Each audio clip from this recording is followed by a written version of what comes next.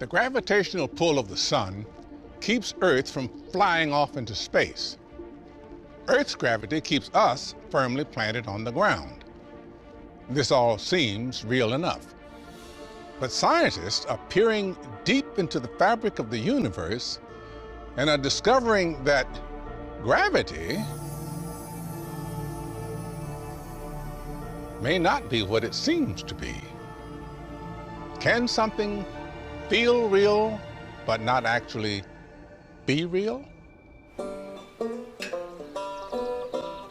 There were some days growing up when there just wasn't anything to do. So we would play simple games like target practice with rocks. Gravity always worked. No matter what I dropped, I always expected it to fall.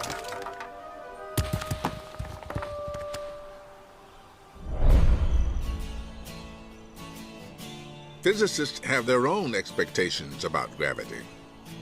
They believe it to be a fundamental force, an intrinsic cog in the machinery of the universe. But experimentalist Nergis Malvalvala isn't taking anything for granted. So a fundamental force that, like gravity, that describes how massive objects interact should be true anywhere you look in the universe. Isaac Newton showed that every object with mass attracts every other object with mass. The greater the mass and the closer they are, the greater the gravitational attraction. Over 200 years later, Albert Einstein explained why this happens. Space and time are interwoven into a fabric called space-time. Einstein believed that space-time could bend. This distortion is what we experience as gravity.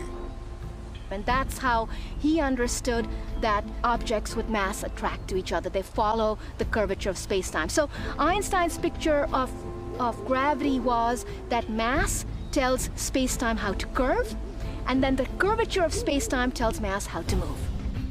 Einstein also predicted that when all objects with mass move, they trigger tiny gravitational ripples in the fabric of space-time. Gravitational waves should permeate the heavens above us.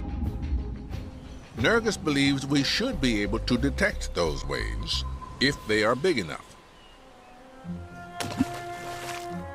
So if I drop an apple in the middle of a pond and I try to detect the ripple at the shore, it's not going to make it. It was too small of a wave. Luckily for Nergis, bodies much more massive than apples cause a stir in the heavens.